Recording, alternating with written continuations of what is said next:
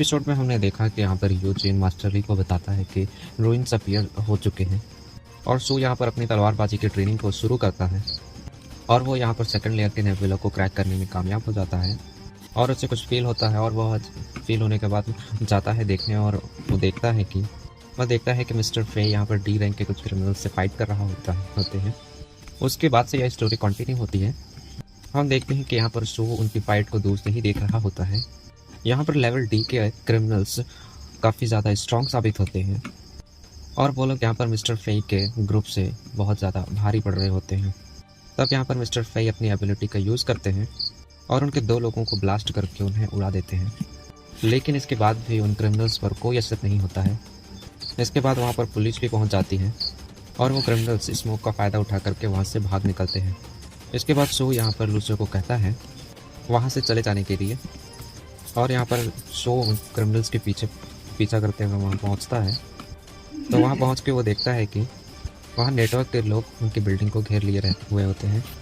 Building के अंदर उनमें से 2 कहते हैं कि बाहर बहुत सारे लोग हैं, हमें सरेंडर कर देना चाहिए, लेकिन उनका लीडर राज़ी नहीं होता है और उसका लीडर कहता है कि वो उन दोनों को यहाँ से सेफली बाहर निकालेगा और वो कुछ समय के बाद उन दोनों को वहाँ से बाहर निकालता है और वो दोनों को ही कवर की तरह यूज़ करता है। गोली जब बरसाते हैं पुलिस वाले तो उन दोनों को अपने सामने रखता है और उनका इस्तेमाल करते हुए वहाँ से बाहर निकलता है और नेटवर्क के लोग वहाँ पर उसका पीछा करते हैं और उनमें से एक अपनी एबिलिटी का इस्तेमाल करके उसे इंजर्ड कर देता है। तभी सभी सू को ऊपर बैठे देखते हैं, लेकिन उसे कोई भी पहचान नहीं पाता है उसके डार्क ऑरा की वजह से। फिर वो वहाँ पर समझाने की कोशिश करता है कि वहाँ पर बस घूम रहा है, लेकिन नेटवर्क के लोग उसे क्रिमिनल समझ करके उसका पीछा करते हैं। सो यहाँ पर अपनी ट्रेनिंग की वजह से बहुत ज़्यादा इम्प्रूव हो चुका होता है और यहाँ पर वो उनके हमले को आसानी से हैंडल कर लेता है, जबकि यहाँ पर क्रिमिनल्स का लीडर भी फाइट में बहुत अच्छा होता है और वह फिर से छूट करके भागने की कोशिश करता है। यहाँ पर उस क्रिमिनल्स और नेटवर्क के लोगों के बीच फाइट चल रही होती है। तभी वो यहाँ पर मिस्टर फे के ऊपर गैस टैंक फेंकता है और वहाँ पर ब्लास्ट हो जाता है और सभी बेहोश हो जाते हैं। फिर सो यहाँ पर उस क्रिमिनल से फाइट करने के लिए आमने सामने खड़ा हो जाता है। सो यहाँ पर अपने फुल पावर का यूज़ करके उस क्रिमिनल को पंच मारता है, जिससे उस क्रिमिनल का हाथ टूट जाता है। फिर यहाँ पर सो उसे अपने खंजर से ख़त्म कर देता है। इसके बाद सो वहाँ से भाग निकलता है। यहाँ पर सो अपने घर पे पहुँच जाता है, जहाँ पर सियाओ को उसे देखने लगती है कि कहीं उसे कुछ चोट तो नहीं लगी है। फिर सो लू सियाओ को कहता है कि उन्हें बाहर जाना चाहिए कुछ गुड स्पिरिट्स को ढूंढने के लिए। जैसे ही वो लोग बाहर निकलने के लिए जा रहे होते हैं, तभी मास्टर ली यहाँ पर आ जाते हैं और उनसे पूछते हैं कि तुम आके रिसोर्ट कहाँ जा रहे हो। फिर वो लोग झूठ बोलते हैं कि वो लोग अभी इस वक्त डिनर खाने के लिए किसी सस्ते रेस्टोरेंट में जा रहे हैं। इसके बाद यहाँ पर सो लू सियाओ को एक एरिया को स्कैन करने के लिए लेकर के आता है। यहाँ पर पहले लड़ाई हो चुकी है और यहाँ पर लोग मारे जा चुके हैं। यहाँ पर लू सियाओ 3 स्पिरिट को महसूस करती है। फिर सो यहाँ पर उस लंबे आदमी की स्पिरिट को कंट्रोल करने के लिए कहता है। स्पिरिट को बाहर निकालने की कोशिश करती है और लू सियाओ कहती है कि उसके पास इतनी पावर नहीं है, लेकिन वो 1 दिन के बाद ये कर पाएगी। उसके बाद लू सियाओ कहती है कि इसके बाद वो घर नहीं जा सकती, क्योंकि सू ने उसे प्रॉमिस किया था कि बाहर खाना खरीदने के लिए।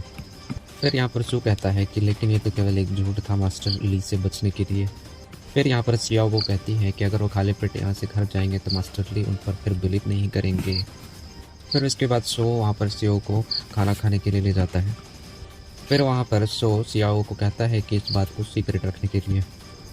फिर यहाँ पर नेटवर्क के मेंबर्स इस इंसिडेंट के बारे में डिस्कस कर रहे होते हैं कि उस मिस्टीरियस आदमी का पोटेंशियल लेवल C है।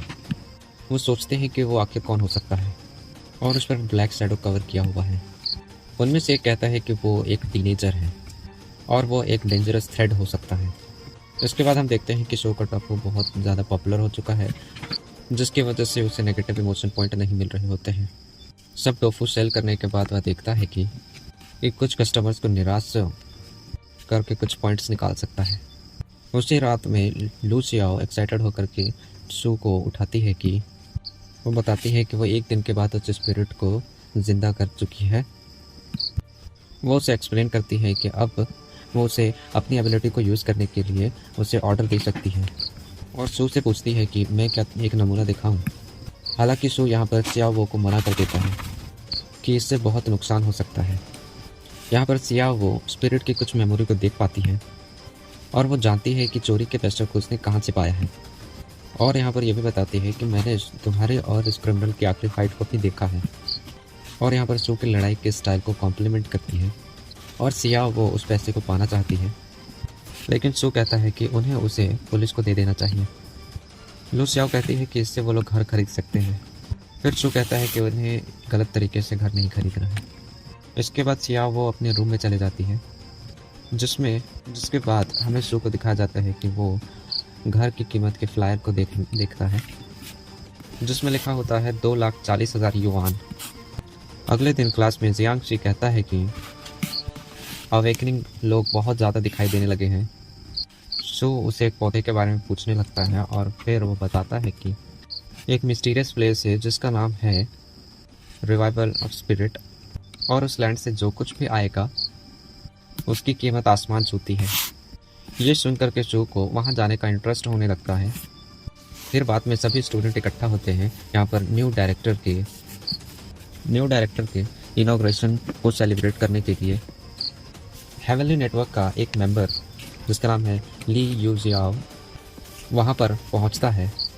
जब सू वहाँ पर उसे देखता है तो उसे तुरंत महसूस होता है कि ये पी लेवल का हेवनली नेटवर्क का अवेकनर है।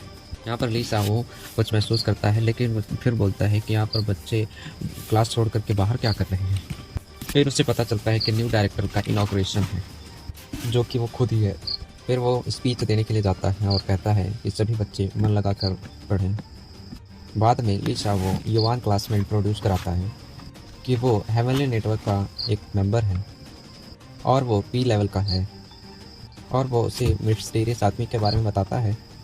और वो कहता है कि अगर वो किसी ऐसे को देखते हैं तुरंत उसकी इन्फॉर्मेशन हमें देना चाहिए। वो आगे कहता है कि उस दिन से उन्हें मंथली बेसिस पर स्पिरिट स्टोन्स मिलेंगे। मिस्टर फेई बताते हैं कि सबको लेवल्स के अनुसार स्पिरिट स्टोन्स मिलेंगे। क्लास ख़त्म होने के बाद यहाँ पर सू जियांग को वो पूछता है कि क्या यहाँ पर कोई ब्लैक मार्केट है जो यहाँ पर स्पिरिट स्टोन को सेल करके कुछ पैसे कमा सके। यहाँ पर सू को स्पिरिट स्टोन को सेल करने के बारे में जब पूछता है तो यहाँ पर जियांग यहाँ पर हैरान हो जाता है, लेकिन यहाँ पर सू बताता है कि अगर वो हमेशा पैसे कमाने के बारे में सोचेगा तो यहाँ पर वो ट्रेनिंग अच्छे से नहीं कर पाएगा।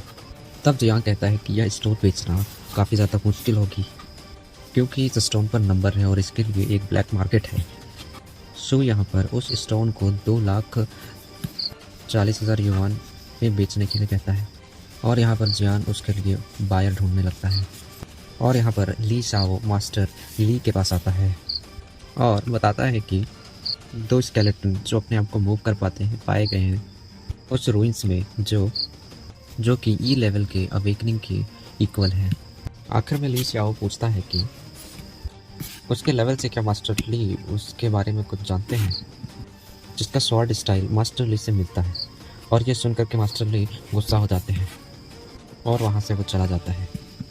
उसके बाद तो हमें दिखाया जाता है कि सू लू सियाओ को बहुत सारे पैसे दिखाता है और उसे एक सेल फ़ोन देता है इमरजेंसी कॉल करने के लिए।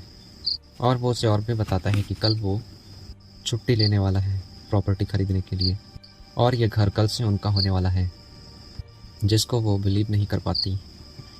उस रात को सू और भी प्रोग्रेस करता है। फिर हमें कुछ स्टार क्लाउड्स लू सियाओ के बॉडी में जाते हुए दिखाई देते हैं। अगले दिन यहाँ पर सू प्रॉपर्टी को अपने नाम में कर लेता है और तब यहाँ पर लू सियाओ का मैसेज आता है घर पे मिलके खाना खाने के लिए, लेकिन वो मना कर देता है। फिर सू को एक इमरजेंसी कॉल आता है जो कि स्कूल की तरफ से होता है और सभी को इमरजेंसी में बुलाया जाता है और कहा जाता है कि सभी स्टूडेंट को यहाँ पर इमरजेंसी में आना है। और यहाँ पर ये एपिसोड ख़त्म हो जाता है और हम मिलते हैं नेक्स्ट एपिसोड में।